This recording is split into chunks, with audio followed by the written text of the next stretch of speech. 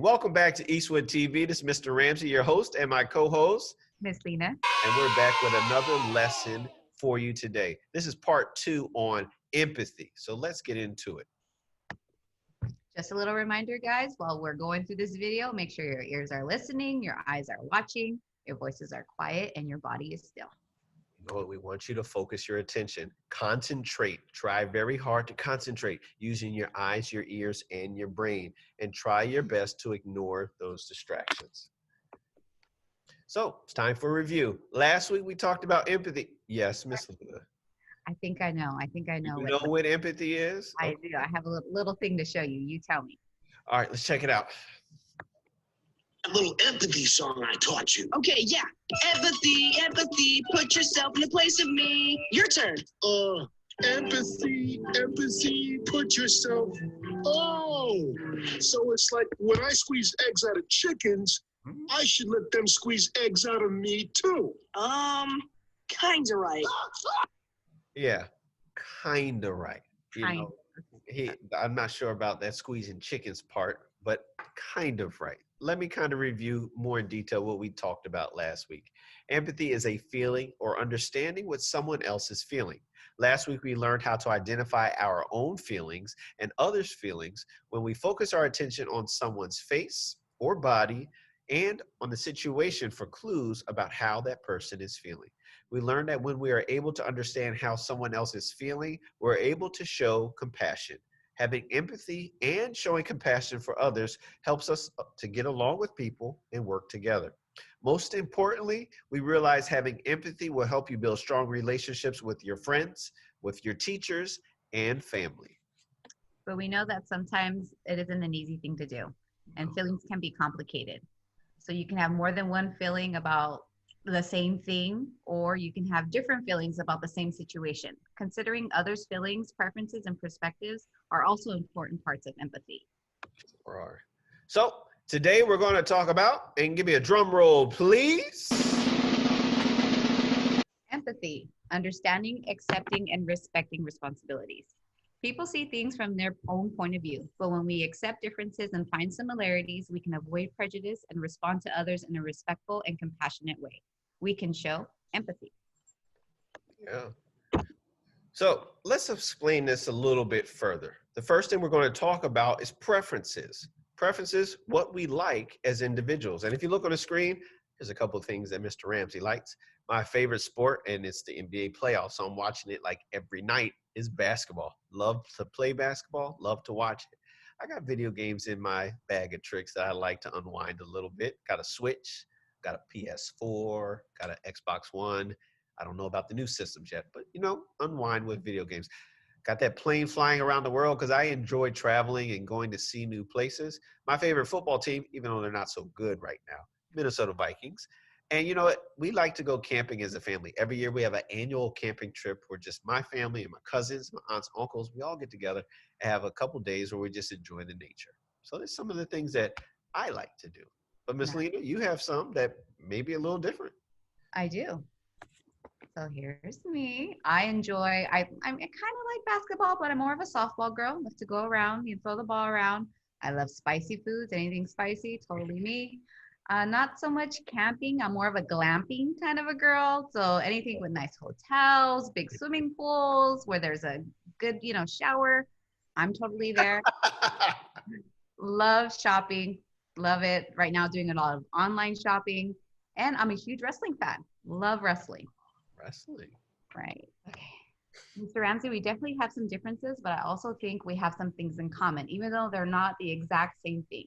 So sometimes we prefer different things and everybody has different preferences.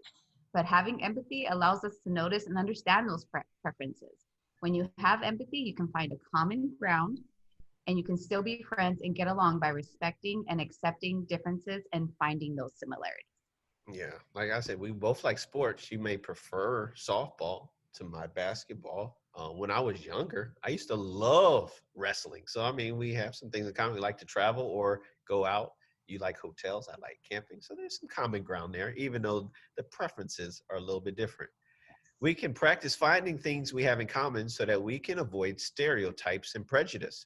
The root of the word prejudice is to judge.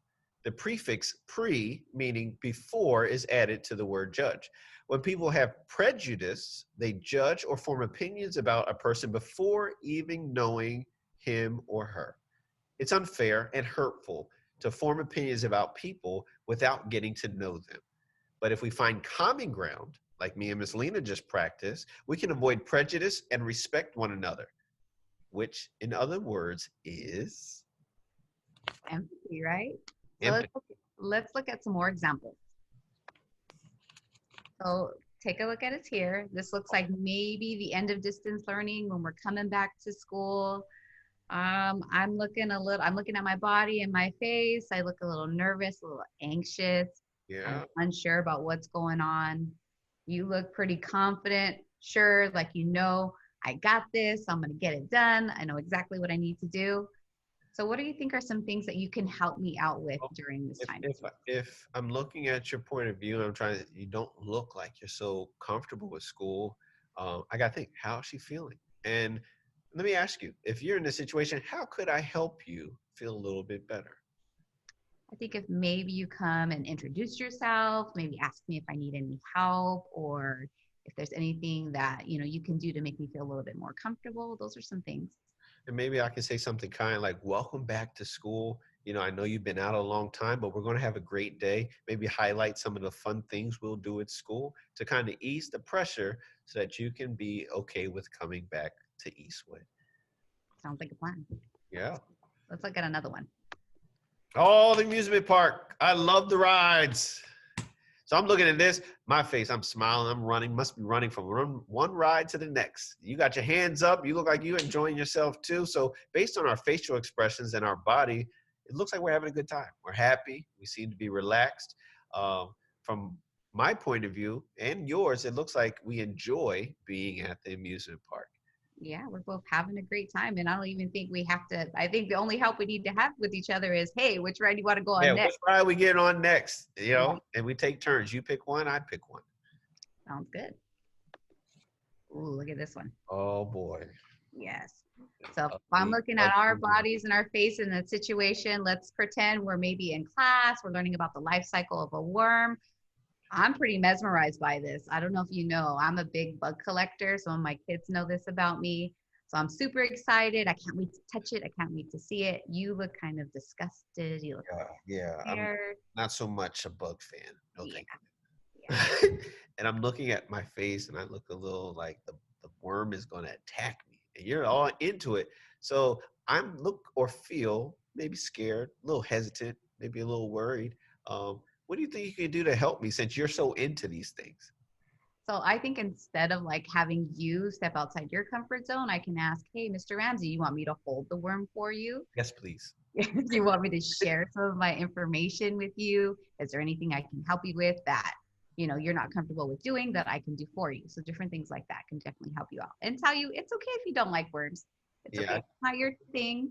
I'll be willing to do it I, for you. I think that will help. If you can tell me, I'll help by doing the hard stuff and I can learn from afar in this situation, I'll help you on the next time.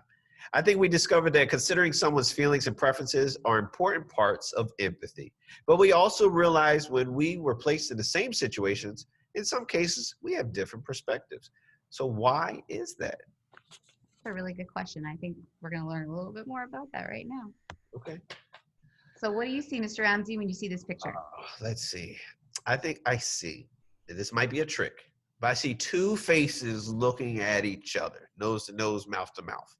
Really? Well, I see a chalice. I'm looking at the white part and I can kind of see the shape of a cup. Oh, really? Oh, okay. I guess I can see that. I was focused on the black part and saw the faces, but if I focus on the white, I can see what you see. Let's try again. I got one more. Okay. What do you see? I see a duck laying on his back. Duck. I guess I kind of see the duck, but I also see. Do you see a rabbit Where? in the grass? Okay, His it's ears are grass. Oh, his ear. Okay, so the duck's beak is the rabbit's ears. Okay, I see the rabbit. It's crazy, right? We're looking at Yeah, the same picture, but we totally see two different things. sure. As these pictures demonstrated, we do not always see or perceive things in the same way. Perceive means to see or understand something. It also could refer to what a person thinks has happened, even if someone else may not agree. In this next video clip, try to think if their perception of what happened is different or the same. Let's check it out.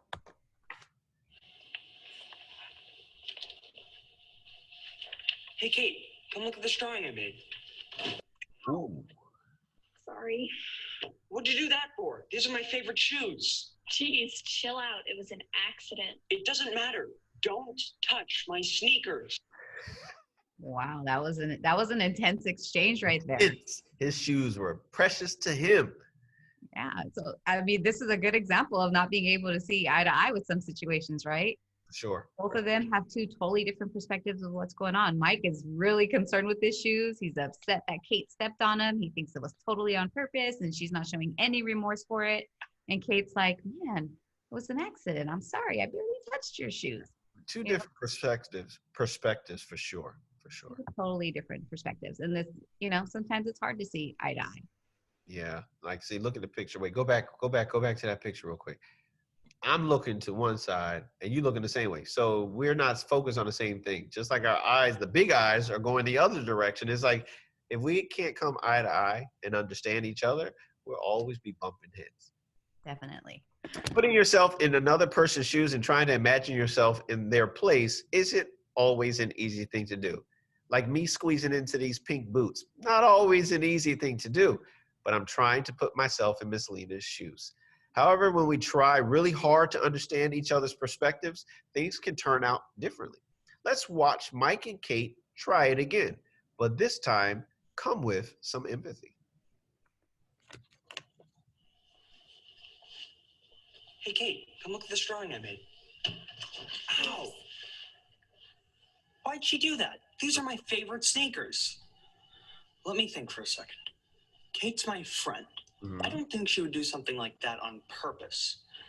I guess my sneakers are fine. It's not a big problem. I accidentally stepped on Mike's sneaker. I didn't mean to, but I know they're Mike's favorite sneakers. I should say sorry. I like I'm that. sorry about your sneakers. I didn't mean to do that. It's okay. I know you didn't do it on purpose. I can just clean it when I get home. Much better that time. Much better. Way better. And you were right, Mr. Ramsey, with a little empathy, it can make things a lot better. They were able to see each other, in each other's shoes and understand each other's perspectives. And that's what kind of allowed them to handle the situation more appropriately. Yeah, even just taking the time before you respond to think about the other person. Not just think about yourself, but think about the other person. He said, she's my friend.